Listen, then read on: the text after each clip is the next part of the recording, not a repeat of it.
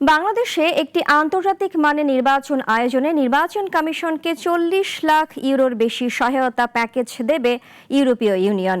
ইইউর একটি প্রতিনিধি দল প্রধান নির্বাচন কমিশনারের সাথে দেখা করে এ সহায়তা দেওয়ার কথা জানান। আগামীর জাতীয় নির্বাচন পর্যবেক্ষণ নিয়ে প্রাথমিক প্রস্তুতি, নতুন প্রকল্প সহ বিভিন্ন পক্ষের সঙ্গে ধারাবাহিক বৈঠকের অংশ হিসেবে সকালে ইউরোপীয় ইউনিয়নের ৬ সদস্যের একটি প্রতিনিধি দল আসে ইসিতে। মাইকেল মিলারের নেতৃত্বে থাকা ৬ সদস্যের এই প্রতিনিধি দল নির্বাচনী প্রস্তুতি, কমিশনের পরিকল্পনা, নতুন প্রকল্প নিয়ে সিইসির সঙ্গে ঘণ্টাব্যাপী বৈঠক করে।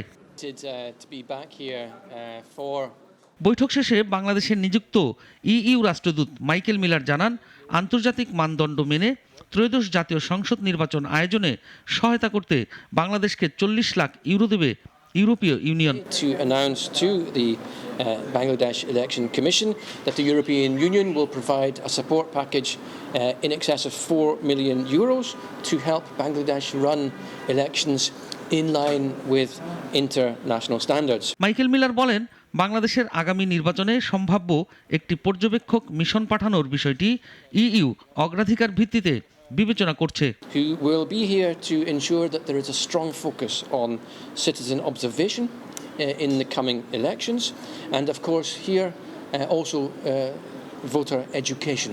And here, as the European Union, we are determined to empower our partner Bangladesh, and of course the Election Commission as it conducts these elections. বাংলাদেশের নির্বাচন আয়োজনে যেন স্বাধীনতা, দক্ষতা ও দায়বদ্ধতা থাকে, এটাই ইউএর লক্ষ্য বলেও জানান Miller. Potential European Union election observation mission. Saiful Shahin, নাগরিক, ঢাকা।